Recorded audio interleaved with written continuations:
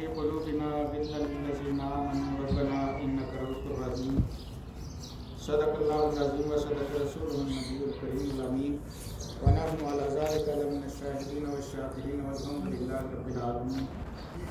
قال النبي صلى الله عليه وآله وسلم الدعاء مخ العبادة وقال عين العبادة وقال هو العبادة أو كما قال النبي صلى الله عليه وآله وسلم.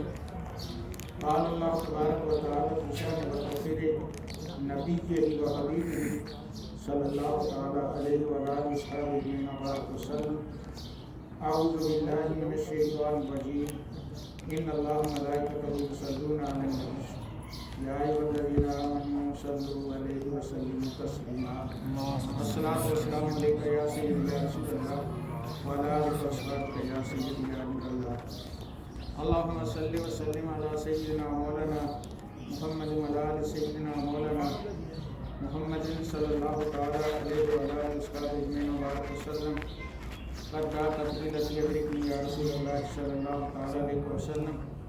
مولاي صل وسلم دائما ابدا على خليلك الخير الخلق كلهم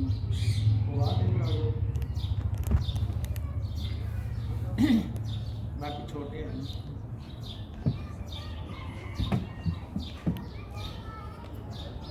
آج آپ جس دعائیہ تقریب کے اندر تشریف فرما ہیں اس کا نام ہے 40واں.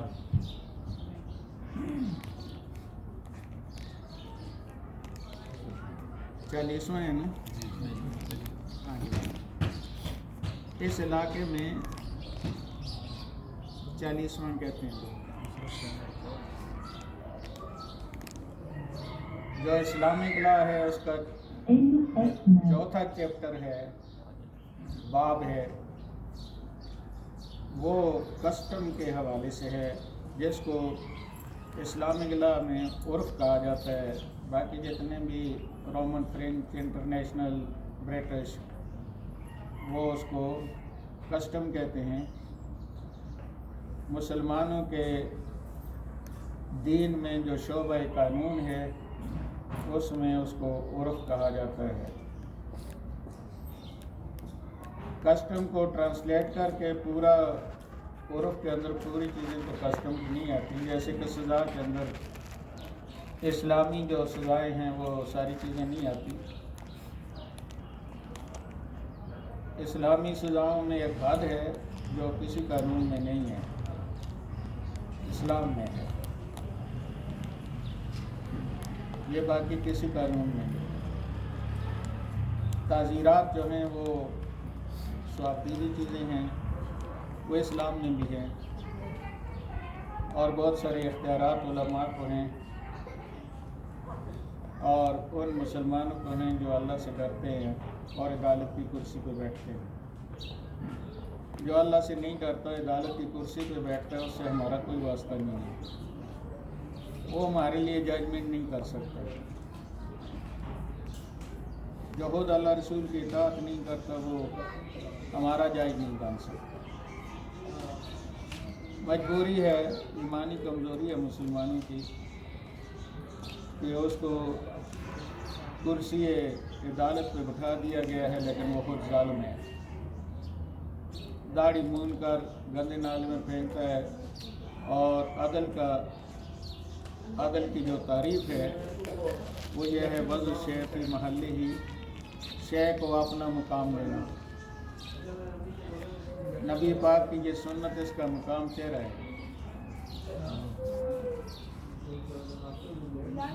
لاہور کی سپریم کورٹ ہائی کورٹ کا چیف جسٹس وہاں کر بیٹھا تو میں وہاں ایک بخاری مسجد ہے اس میں اس وقت پڑھ رہا تھا. تو اس کو میں نے کہا جناب آپ دوسروں کو کیا انصاف دیں گے، آپ اپنے ساتھ انصاف نہیں کر سکتے. جو آدمی داڑھی بناتا ہے، غلط کام کرتا ہے، جھوٹ بولتا ہے، حرام کھاتا ہے اور بد کرتا ہے، وہ خود اپنے گلے میں چھرا مارتا ہے. وہ ظالم آدمی. آپ میں جو لوگ بیٹھے ہیں وہ کہتے ہوں گے جی کا حساب دیکھیں ہم سے بیٹھے ہیں، میرا باپ بھی بیٹھا ہو اور خود پیغمبر بھی بیٹھے ہوں، تو اللہ کی طرف سے آپ کے لیے دین نصیحت کی یہی ہوتا ہے کہ ہم کسی کا لحاظ نہیں کر سکتے کیونکہ چیز ہماری اپنی نہیں ہے۔ علماء کے پاس جو بھی ہے وہ ان کا ذاتی نہیں ہے، وہ اللہ تعالیٰ کی طرف سے امانت ہے، اور اللہ اپنے محبوب کو فرماتا ہے کہ اگر تو نے میرا پیغام دنیا کو نہیں پہنچایا تو نے رسالت کا حق ادا نہیں کیا۔ پیغمبروں نے اپنی طرف سے کوئی شریعت نہیں گاڑی ہوتی، ہمارے آقا سمیت سب کچھ اللہ کی طرف سے ہے۔ پیغمبر جتنے بھی ہیں وہ اس بات کے پابند ہیں کہ وہ اپنے اٹکل پچو سے بات نہ کریں اور اپنی سمجھداری سے بات نہ کریں۔ جیسے فرشتے پابند ہیں اس بات کے کہ جو اللہ نے حکم دیا ہے اس کے مطابق کریں گے، اپنی طرف سے کچھ بھی نہیں کریں گے۔ انبیاء کرام پابند رہے زندگی میں کہ جو اللہ نے اجازت دی ہے وہ کریں گے، جو نہیں دیا نہیں کریں گے۔ ہمارے آقا بھی ایسے ہی، ان کو عبد معزون کہتے ہیں۔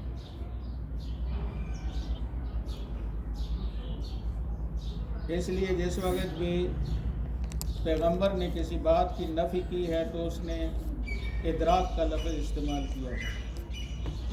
ادراک کا معنی ہے اپنے اٹکل پچو سے کسی چیز کے بارے میں کیا سرائیاں کرنا، اندازے لگانا اور اپنی سمجھداری لوگوں پر مسلط کرنا۔ پیغمبروں کو اس بات کی اجازت نہیں ہے۔ اگر اس بات کی اجازت سمجھی جائے گی تو پیغمبروں پر کوئی ایمان نہیں لائے گا۔ اس لیے جو لوگ کہتے ہیں کہ نبی کو اتنا علم ہے اور اتنا علم، دوسرا کہتے ہیں اتنا نہیں ہے، دونوں اپنی خیر منائیں۔ نبی کو اتنا علم ہے جتنا اللہ نے عطا کیا، اس کا انکار کفر ہے،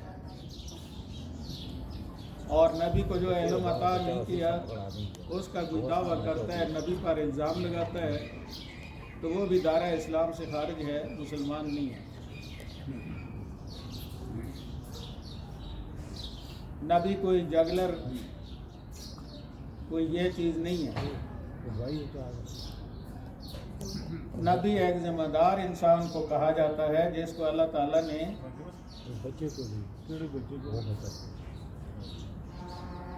آپ ذرا بات چیت نہیں کریں گے، پوری توجہ سے سنیں گے۔ کوئی آدمی ادھر ادھر حرکت نہ کرے تاکہ چند منٹ جو ہم بیٹھ کر کر رہے ہیں یہ باتیں آپ کو کوئی نہیں بتاتا۔ ہر کوئی اپنی تجوری بھرنے کی کوشش کرتا ہے اور مرے ہوئے لوگوں کی چربی نکالنے کی کوشش کرتا ہے۔ تسبیح بھی رکھ لیں تھوڑی دیر، کیونکہ اللہ کا پیغام سننا فرض ہے، یہ تسبیح کرنی فرض نہیں ہے۔ دل و جان سے پوری توجہ دیں۔ اگر کسی کو اپنا بہت بڑا نظر آتا ہے اللہ رسول کے دین کے سامنے تو وہ اٹھ کر چلا جائے۔ یہاں ہم سب اللہ کے محتاج ہیں اور اللہ کے دین کی سمجھ کے محتاج ہیں، اور اللہ کے حبیب نے فرمایا بخاری باب العلم من یرد اللہ بخیرا یفقہہ فی الدین وانما انا قاسم واللہ یؤتی، کہ جیسے اللہ بھلائی چاہتا ہے اس کو دین کی سمجھ عطا فرماتا ہے۔ یہ جتنے بھی معاشرے میں گروپ ہیں یہ سب کچھ، اور وہ بیٹھے ہوتے ہیں اور یہ جردن مردن یہ خسرے قسم کے نعت خوان دوسرے تیسرے نبی پاک کی نعت کے نام سے نعت پڑھ رہے ہوتے ہیں اور حضور کی نظر کر رہے ہوتے ہیں، حضور پر لعنت بھیجو۔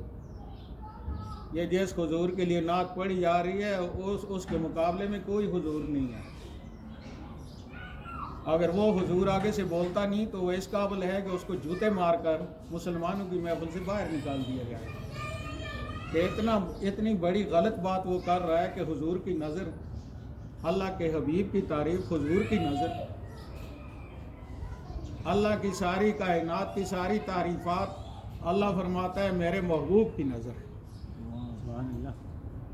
یہ مدینے میں جا کر اپنے پیر کو بت بنا کر بٹھا کر وہاں اس سے دعائیں کراتا ہے، اس کو جوتے ماریں۔ مدینے میں جو لوگ جاتے ہیں وہاں ساری دعاؤں کو قبول جس کے نام سے کیا جاتا ہے وہ خود موجود ہے. وہاں جا کر بزرگی اور یہ وہ ہم نہیں مانتے کسی کو. ان چیزوں نے بنیادی چیزوں نے ہمیں خراب کیا. یہاں تک کہ یا رسول اللہ سارے صحابہ کا کلمہ ہے، اس میں پتہ نہیں کیا کیا حجتیں نکالیں اور اس کو کلمہ شرک کہا. جس نے بھی اس کو کلمہ شرک لکھا ہے وہ خود کافر ہے، اس کا دین ایمان سے کوئی تعلق نہیں. ہم مولوی صاحب کی ڈگڈگی نہیں جانتے، ہم یہ جانتے ہیں کہ صدیق اکبر سے لے کر سارے صحابہ کا کلمہ ہے یا رسول اللہ، کلمہ محبت ہے. کیوں اس کو شرک کہا گیا؟ آپ بھی مسلمان بیٹھے ہیں، یہ جو بہت بدعت کرتے ہیں ان کے منہ کالے ہوئے. یہ بدعت نہیں ہے کہ یا رسول اللہ کلمہ ایمان ہے اور اس کو کلمہ شرک کہا جا رہا ہے. یہ دین بدلنا نہیں ہے.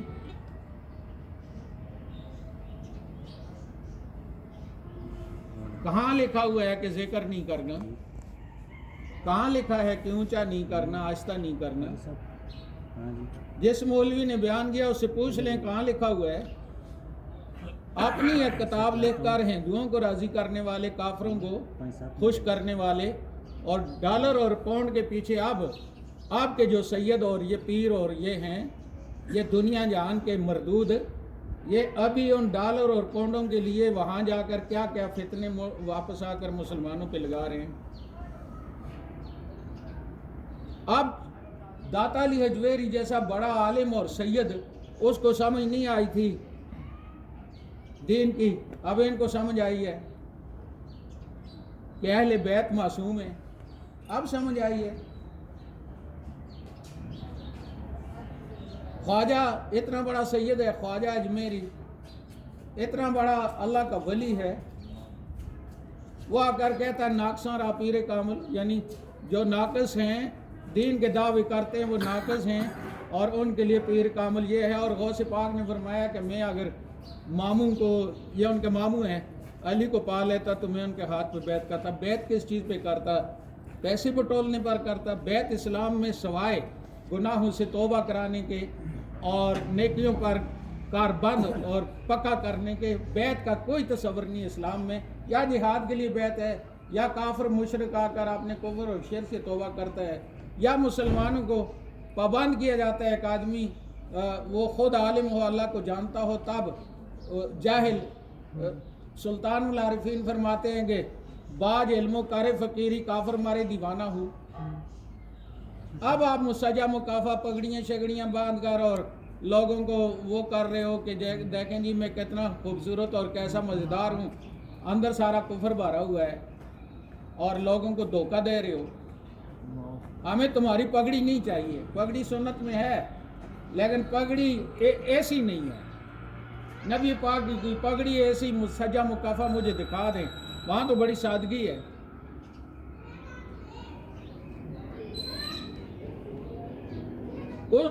نبی پاک والا کام تو ہم کوئی بھی نہیں کرتے.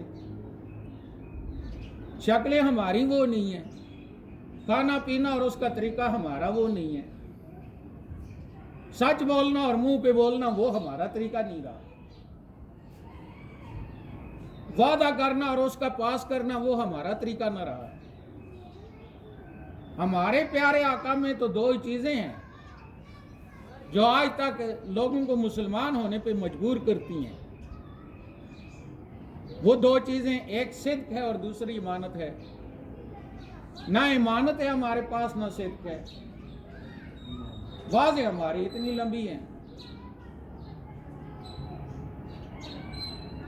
جتنی تعریفیں ہم، ایک آدمی اگر کوئی تھوڑا سا دینی کام کرتا ہے، جتنی تعریفیں ہم اس کی کرتے ہیں، اگر اتنی اللہ کی کریں تو اللہ جنت کو، زمین کو جنت بنا دے. اور وہ بیٹھا ان کی چاپلوسیاں منہ پہ سنتا رہتا ہے، اور کمبخت کا بچہ خود عالم ہو تو بتائے کہ کیا کر رہے ہو. نبی پاک نے فرمایا ذات رأیتم المداخین فاحصوا فی وجوہہم التراب، کہ جس وقت تمہارے منہ پر تمہیں اچھا کہنے والا پیدا ہو جائے تو اس کے منہ پر مٹی مارو. اور وہ چوڑے ہوتے رہتے ہیں بیٹھ کر.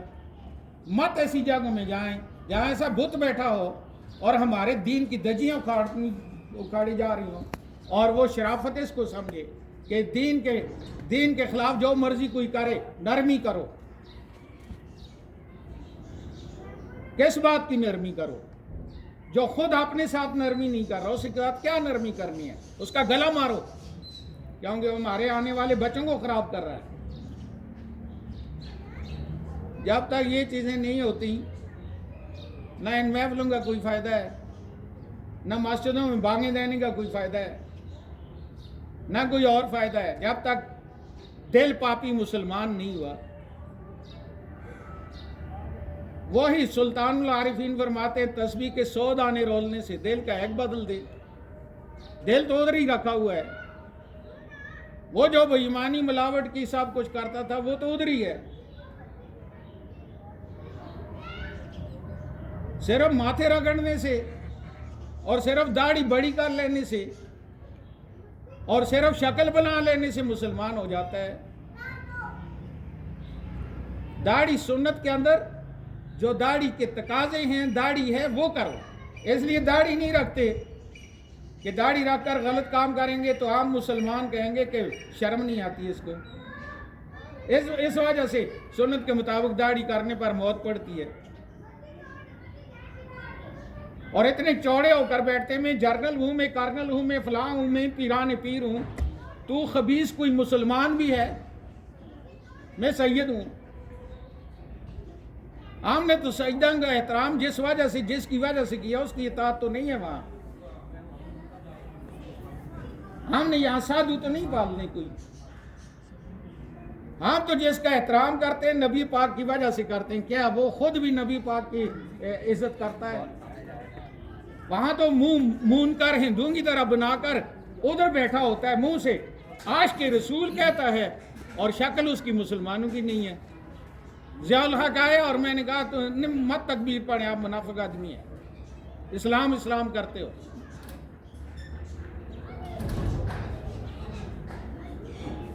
عجوبہ لگتا ہے. کہتے ہیں جی بڑا مجھے بریگیڈیئر اللہ نواز ریٹائر ہو گیا، اللہ خوش رکھے.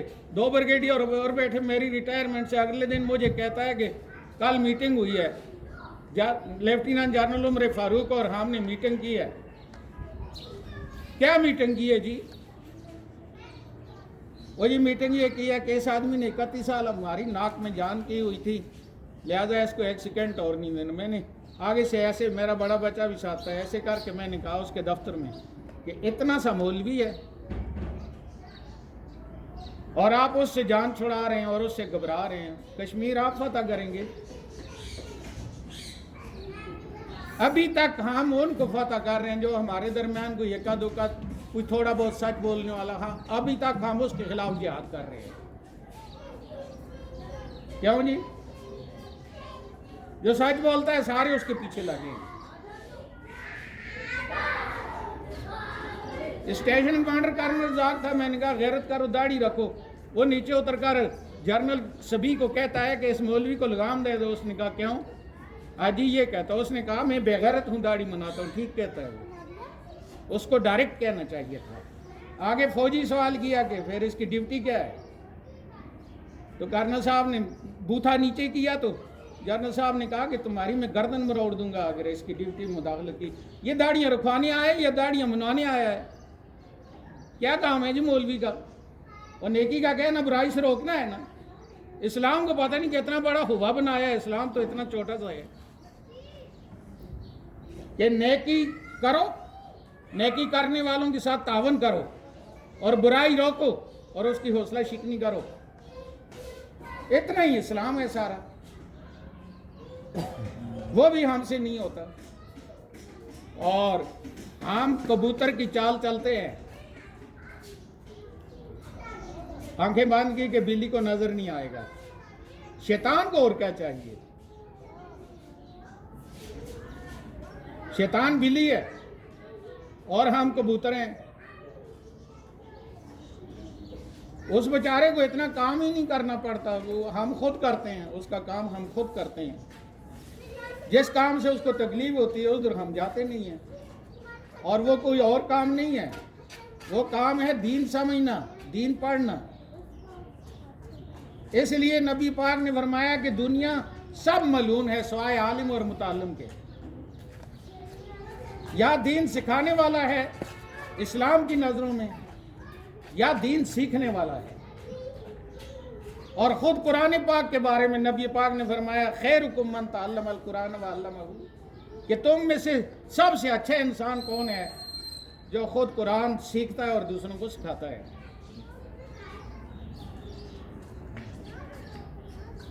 لیکن قرآن میں جب کہتے ہیں اقیم الصلاۃ اور جناب گھر میں سارے مردود پڑے ہیں، ماں کہتی ہے معصوم ہے کچھ نہ کہیں، ابھی عمر ہی کون سی ہے داڑھی رکھنے کا، کیوں مولوی صاحب کہتے ہو؟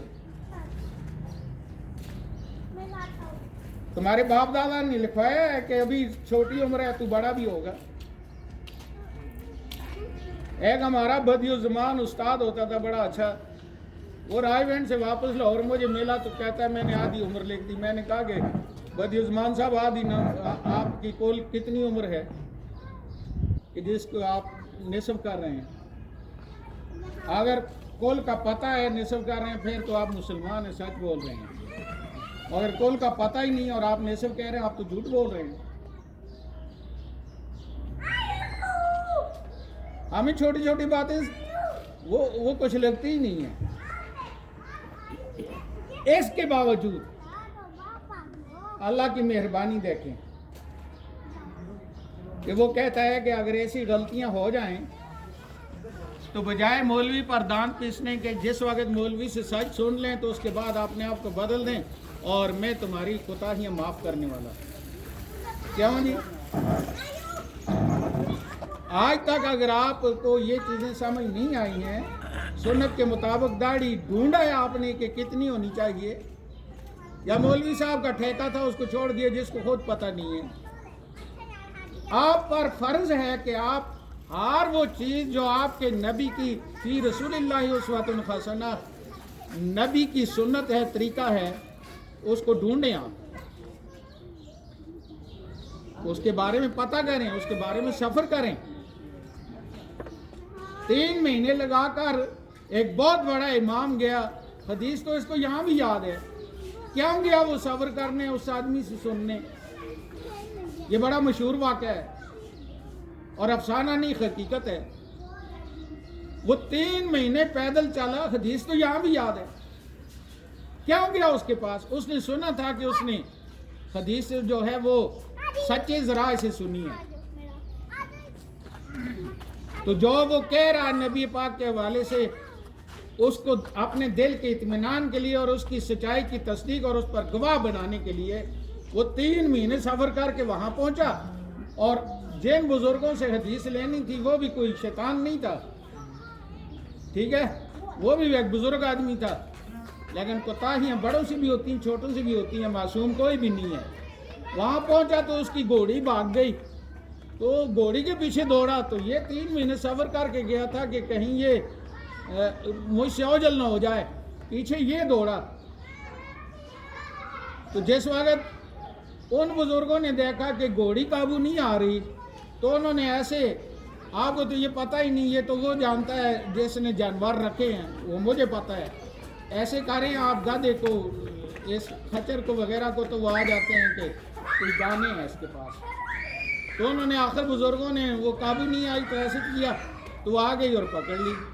اور یہ بزرگ جو 3 مہینے سفر کر کے گئے تھے، انہوں نے کھڑے ہو کر جو آپ کے دین میں لکھا ہوا ہے لفظ وہ لکھے ہیں انت کذاب، تو بہت بڑا جھوٹا ہے، یہ کہہ کر اس سے حدیث نہیں سنی تھی، واپس آ گیا۔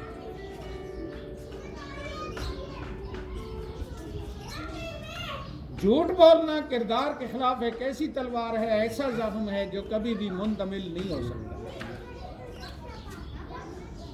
اگر کسی نے زنا کر دیا، کسی نے قتل کر دیا، کسی نے چوری کر دی، کسی نے اور کچھ کر دیا تو وہ زخم بھر سکتا ہے، لیکن جس نے جھوٹ بولا اس پر کبھی بھی کوئی یقین نہیں کر سکتا۔ اس لیے سچ جو ہے وہ کردار کی بنیاد ہے، اور جھوٹ جو ہے وَالْكَذِبُ يُهْلِكُ، الصدق ینجی والکذب یہلک، سچ جو ہے وہ نجات دہندہ ہے، والکذب یہلک، اور جھوٹ جو ہے وہ ہلاک کنندہ ہے۔ ایک دفعہ کسی نے جھوٹ بول دیا، گیا گزرا بھی آدمی اس پر کبھی بھی اعتماد نہیں کرتا۔ اور آپ کی نیشنل اسمبلی تک کبھی ہم نے قسم اٹھائی ہے کہ ہم نے سچ بولنا ہی نہیں، اور اسٹیبلشمنٹ میں اور آپ کی افسر شاہی میں اوپر والے کے لیے یس کرنی ہے، چاہے وہ سچ بولے یا جھوٹ بولے، صحیح کام کا کہے یا غلط کام کہے گی، یس کرنی ہے۔ اور ہمارے دین کے اندر ہر کام پر یس نہیں ہے۔ خلیفہ اول نے جو پہلے لفظ اپنے خلافت کی ابتدائی خطبے نے فرمایا کہ اگر میں اللہ رسول کی اطاعت کروں تو تم پر میری اطاعت واجب ہے، اور میں اگر اللہ رسول کی اطاعت نہ کروں تو تم پر میری کوئی اطاعت نہیں ہے۔ ہم کیا ہوں جی، نوکران پر نوکر ہو گئے۔ وہ جو اوپر بیٹھا ہوا ہے، آپ کے مولوی جو ہے، خطیب ہے، اس کا سینئر ایڈمنسٹریشن میں کوئی عیسائی بھی ہو سکتا ہے، مرزائی بھی ہو سکتا ہے، وہ کوئی بھی خبیث ہو سکتا ہے۔ اگر یہ اس کی اطاعت کرے گا اسٹیبلشمنٹ کے حوالے سے یا ایڈمنسٹریشن کے حوالے سے، تو اس خبیث کے پیچھے تو نماز ہی نہیں ہوتی۔ اس کو تو کہا تھا کہ سب کو اللہ کے سامنے جھکانا ہے، اور یہ اللہ کو چھوڑ کر ادھر جھک رہا ہے۔ یہ وہ وجہ تھی جس کی وجہ سے سارے دانت پیستے رہے، اور 31 سال لگا کر کیا ہوں گے، میں اوپر والے گریڈ دنیا چھوڑ کر نیچے میں آیا تھا، میرا کر تو کچھ بھی نہیں سکتے تھے۔ جب ہم اپنی روٹی کی حفاظت پہ لگتے ہیں تو شیطان کہتا ہے ٹھیک ہے مر جاؤ گے بھوک سے، یہ اللہ نے اپنی کتاب میں لکھا ہے مر جاؤ گے بھوک سے۔ وہ بھوک کا خوف دلاتا ہے، نوکری چھوٹ گئی تو مر جاؤ گے، اگر یہ کام کیا تو روزی نہیں ملے گی، اگر ماؤں بہنوں کو ننگا کر کے فوٹو نہ لگایا دکان پر تو اس پہ آئے گا کوئی نہیں۔ شیطانیت تو ہم چھوڑتے کوئی نہیں ہے۔ لہذا ان چیزوں کا مداوع جو ایسے لا علمی میں اور ایسے مجبوری میں مر گیا، اس کے لیے تو آپ بیٹھے ہوئے ہیں، دعا کر لیجیے۔ لیکن آپ جو سننے کے بعد داڑھی آپ کٹائیں گے یا منوائیں گے یا جھوٹ بولیں گے یا غلط کام کریں گے، تو پھر آپ کے لیے یہ دعائیں کوئی کام نہیں کرتی، یہ یاد رکھنا۔ کرنا تو ان کے لیے بھی نہیں چاہیے، کیونکہ قیامت والے دن جب یہ کہا جائے گا کہ کیوں تم نے یہ کیا، کہتا جی مجھے علم نہیں ہوا تھا، تو اللہ فرمائے گا اس کو سر کے بال جہنم میں پھینک دو۔ اس کو فزکس کیمسٹری سمجھ آ سکتی تھی، اس کو ایٹم کے ذرات سمجھ آ سکتے تھے، اس کو سب کچھ سمجھ آ سکتا تھا۔ اگر سمجھ نہ آیا تو وہ یہ کہ یہ جس راستے کا مسافر ہے اس راستے کے آداب نہ سمجھ آئے اور اس کی کامیابی کے وجوہات سمجھ نہ آئی، نہ سمجھ آئے تو یہ سمجھ نہ آئے، باقی تو یہ پکھیروں ہے نا، اس کو تو ہر ایک بات سمجھ آتی ہے۔ یہ جیسے آپ ابھی بیٹھ کر ایک مولوی کی بات سن کر بہت پریشان ہو رہے ہیں، آگے جب جائیں گے تو اس وقت پریشانی کا حال کیا ہوگا۔ جب ان لوگوں نے کہا جی بہت گرمی تھی اور ہم اس لیے نہیں جا سکے، تو اللہ نے فرمایا میرے محبوب ان کو فرما دو کہ گرمی تو جہنم کی ہے نا، اس لیے فرمایا اللہ نے اپنی کتاب میں فرمایا کہ سر جڑا کر اگر کسی چیز پر بیٹھنے کی ضرورت ہے تو وہ اپنے سفر کے لیے اور اس کی کامیابی کے لیے سر جوڑنا ہے، اور اس سفر اور اس کی کامیابی کے لیے جو واحد تریاق ہے وہ اللہ کا خوف ہے، اور اس پر یقین کرنا کہ دلوں کی جانتا ہے، سوچوں کی جانتا ہے۔ یہ الگ بات ہے کہ سوچوں پر وہ آپ کو مکلف نہیں بناتا، اگر بنائے تو پھر تو بچ ہی کوئی نہیں سکتا۔ نماز ہم پڑھ رہے ہوتے ہیں، ہمیں کوئی پتہ نہیں ہوتا کہ ہم کہاں کھڑے ہیں، اور وہ جو ویل للمصلین الذین هم عن صلاتهم ساہون، وہ ساہون کیا ہے؟ وہ یہی ہے۔ یہ جو برہان میں بزرگ ہیں، مزار ہے شاہ صاحب کا، تو یہ اللہ والا آدمی تھا، یہ مولوی صاحب کے پیچھے نماز نہیں پڑھتا تھا. ساری دنیا نے سمجھایا بجایا، شاہ صاحب قابو نہ آئے، لوگوں نے تانے شانے دیے جیسے آپ کی میری عادت ہے. تو ایک دن مجبور کر دیا، سلام پھیرا تو دیکھا تو شاہ صاحب کے پاؤں سے خون بہ رہا تھا. پوچھا کیا ہو گیا؟ کہتے اس لیے تم پڑھتا نہیں تھا. میں نے کہا پیچھے امام صاحب کے، اور پیچھے امام صاحب کے ہوا تو امام صاحب کبھی امریکہ میں ڈالر لے رہا ہوتا ہے، اور کبھی برطانیہ میں پاؤنڈ لے رہا ہوتا ہے، اور کبھی سعودیہ میں ریال لے رہا ہوتا ہے، اور کبھی ایران میں ریال لے رہا. یہ ادھر بھاگ رہا، اس کے پیچھے بھاگ رہا، اس کے پیچھے، میں پیچھے امام صاحب کے. میرے ساتھ یہ ہو گیا. یہ ان لوگوں کی بات ہے جو نماز میں کھڑے ہوتے ہیں تو ان کو سوائے اللہ کے اور کسی طرف توجہ نہیں ہوتی. اس لیے یہ تو بیان کر دیتے ہیں کہ حضرت علی نے فرمایا ذرا ٹھہرو میں نماز شروع کروں تو تیر نکالنا. کیوں فرمایا آپ نے؟ کیونکہ نماز میں جو کامل لوگ ہوتے ہیں ان کی توجہ اللہ پر ہوتی ہے، آپ نے آپ کو بھول جاتے ہیں. حضرت علی کی یہ مثال ایسی ہے جیسے آپ کی اور میری نماز ہے کہ پیچھے اس امام صاحب کے ہوتے ہم کہیں اور ہیں. اور مولوی صاحب بھی اگر اپنی جگہ پہ رہ جائے تو چلیں کوئی بات، وہ بھی کسی اور جگہ میں ہوتا ہے. باہر نکلتے ہیں تو بجائے اس کے کہ اکٹھا کر کے ان کو بھائی چارہ سکھایا گیا، ادھر باہر نکل کر یہ اور ایک دوسرے سے نفرت کرتے ہیں. پھر چوک میں کھڑے ہو کر مولوی صاحب کے کپڑے دھوتے ہیں، پھر ایک دوسرے کے دھوتے ہیں. پھر اچھا سیر ہو کر جب کچھ بھی باقی پالے میں نہ رہے تو پھر گھر جاتے ہیں اور کہتے ہیں ہم حاجی صاحب ہیں.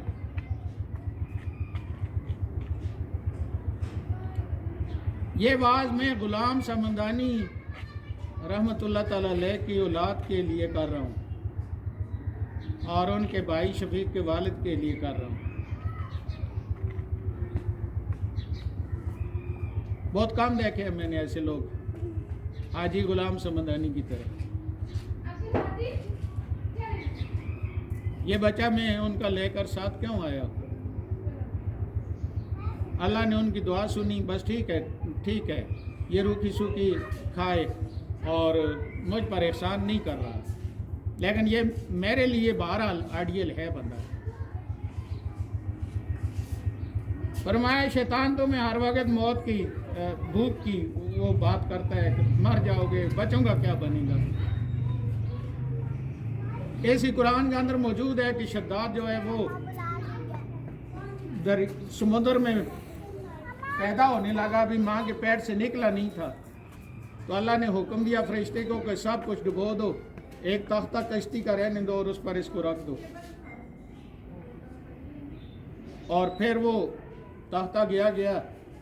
اللہ ہی کرتا ہے سب کچھ، ورنہ ہرنی کو کیا لگے کہ یہ کیا بلا ہے، اور چیزیں تھوڑی ہیں. لیکن دودھ پلایا، بڑا کیا، اور پھر وہ اللہ کے مقابلے میں کھڑا ہوا اور اس نے جنت بنائی. اور جنت میں پاؤں رکھنے لگا اٹھا کر ایسے، تو اللہ رب العزت نے فرشتے کو فرمایا کہ اس کو پاؤں نہیں رکھنے دینا. تو ملک الموت سے اللہ نے پوچھا کہ کبھی ترس بھی آیا کسی پر؟ تو فرمانے لگے 2 آدمیوں پر. ایک وہ جو بچہ پیدا ہوا تو میں نے کہا اس کا کیا بنے گا، اور دوسرا وہ جو جنت بنائی اور اس میں تو نے پاؤں نہیں رکھنے دیا. فرمایا وہ ایک ہی ہے. یہ دلیل ہے فرشتوں کے علم کے لیے، جنہوں نے حضرت آدم سے کہا تھا کہ یہ خون خرابہ کرے گا اور پھر جب علمی طور پر مقابلے کی بات کی، علم تو عطا اللہ نے کی ہے، کسی نبی کو ذاتی علم نہیں ہوتا. جیسے فرشتہ یا فالون ما یؤمرون ہے، ایسے ہی انبیاء بھی ہیں. ان کو پتہ نہیں کیا سے کیا بنایا اپنی دکانداری کے لیے. اگر کوئی اتنی ذرا سی بات کہے کہ نبی پاک اپنے اٹکل پچو سے بیان کی، کافر ہے وہ. جو کچھ بھی آپ نے ایسے اپنے منہ مبارک کی طرف انگلی اٹھا کر فرمایا. حضرت عبداللہ بن عمرو بن عاص کی روایت موجود ہے کہ فرمایا اس ذات پاک کی قسم جس کی دست قدرت میں محمد کی جان ہے، اس منہ سے کبھی خط کے بغیر کچھ نہیں نکلا۔ ما ینطق عن الہوی ان هو الا وحی یوحی، اللہ تو یہ فرما رہا ہے۔ پھر جھگڑا کس بات پر ہے؟ جھگڑا روٹیوں پر ہے۔ اگر قبر کے حالات آپ نے بتا دیے، جنت جہنم کے بتا دیے، تو آپ بتائیں نا کہ آپ کو کس نے دکھائے گے؟ اگر بحیثیت انسان ایک انسان جا کر سب کچھ لامکان تک دیکھ آتا ہے تو جائیں نا آپ بھی ذرا، باقی انبیاء کو بھی لے جائیں نا۔ اگر نہیں جا سکتا کوئی اور یہ اکیلا ہی جا سکتا ہے تو اس کو کوئی لے گیا ہے، اور لے گیا اس لیے نہیں کہ آ کر لوگوں کو ویسے ہی کرامتیں بتائے، وہ وہاں سے دیکھ کر اس امت پر بڑی مہربانی کی کہ چشم دید گواہ ان چیزوں پر اور کوئی نہیں ہے ہمارے نبی کے بغیر، جس نے گواہی دی ہے، سچ دی ہے، آنکھوں سے دیکھ کر دی ہے۔ باقی انبیاء میں اور ہمارے نبی میں یہ فرق ہے کہ یہ چشمدید گواہ ہے اللہ کی ساری قدرتوں پر، جو بھی اس نے اس کو علم عطا کیا ہے۔ اور یہاں جناب علم اللہ پتہ نہیں کیسے کیا کر رہا ہے، مسجدوں میں جائے تو مسجد مزار بنے ہوئے ہیں، مزاروں پر بھی لکھنے کی اجازت نہیں ہے، گھی اوپر مالنے سے کچھ بھی نہیں ہوتا، اندر ایک چمچ کھائیں۔ لہذا آپ کے لیے یہ ایک ہوپ ہو سکتی ہے، ایک امید ہو سکتی ہے، یہ دعا درود، لیکن آپ اس کی وجہ سے، ان چیزوں کی وجہ سے اللہ کی اطاعت چھوڑ دیں اور کہیں پیچھے دعا کریں گے بخشے جائیں گے، یہ بات نہیں ہے، یہ کفر ہے۔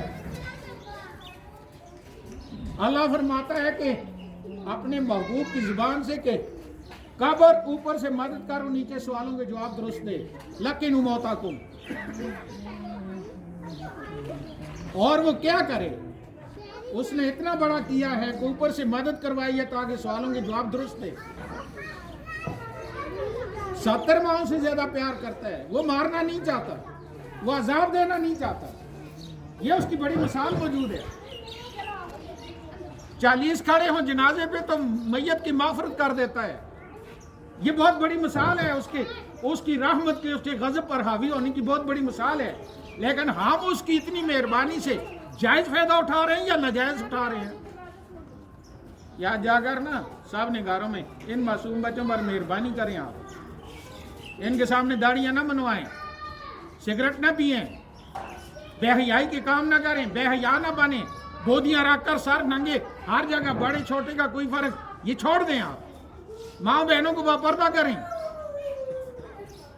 آپ کرامتوں کو چھوڑیں، بزرگیوں کو چھوڑیں۔ آپ ایک پیر نے جب مجھے فون کیا، فون تو ایک مولوی لگانے کے لیے کیا تھا کہ یہ ہمارا مرید ہے اور ہمارا یہ ہے، میں مدرسے میں کھڑا تھا، لیکن وہ پہلے بات اور کر گیا کہ آپ 12 سال ہو گئے، میں نے کہا آپ نے باپ دادا کے بت بنا کر روڈوں پہ لگائے ہیں اور وہاں لگائے ہیں، 5 لاکھ لگا کر ایک بت بنایا ہے، ان کا قصور کیا ہے؟ اگر ان کی وجہ سے تم یہ نذرانے ملتے ہیں تو ان کو بے عزت کیوں کر رہا ہے؟ اور ان جو اللہ کے بندے تھے، اللہ کی پوجا کرتے تھے، آپ ان کے بت بنا کر ان کی پوجا کروانی، ان کو دیکھ کر لوگ کہیں واہ واہ واہ واہ اس پر یہ ایمان لائیں۔ آپ یہ کیا دکانداری بنائی ہوئی ہے؟ میں سنی ہوں، میں وابی نہیں ہوں، لیکن پانی سار کے اوپر سے گزر گیا، میں سنی ہوں لیکن میں ساتھ مسلمان ہوں، تو مجھے کہتا ہے کہ میں اندروں بڑا کڑنا، اگلی گل جیڑی میں کیتی میں اتنے ماواں بھیناں سن دیا وہ کردا نہیں، میں اس پہ 14 طبق روشن ہو گئے کہ جا جواب بھی کوئی دینا والا، سارے ہاتھ چوم کے نذرانے پیش کرنے والے نہیں ہیں، تو حالے تک اندر ہی کوڑنے، تیرے پیو دادی دی پیچھے فیکٹریاں لگیاں نے، تو اتنی جائیداداں بڑھانے، تو اس قسم دے 15 کھانے لوگاں دینے، جڑے امیر ہیں انہوں نے الگ دینے، غریباں الگ دینے، تو ماوا پینا تو بندے سارے کٹھے کر کے تو عرس دے نام تے تو اتھے کنجرخانہ بنانی. یہ مولوی ہوتا ہے. مجھے اور اس کا جواب کوئی نہیں تھا. اس نے ایک جواب دیا جس کی وجہ سے یہ واقعہ سنایا میں نے آپ کو, اور یہ بھی 2-3 سال پہلے کی بات ہے. اس نے مجھے کہا تو مجھ سے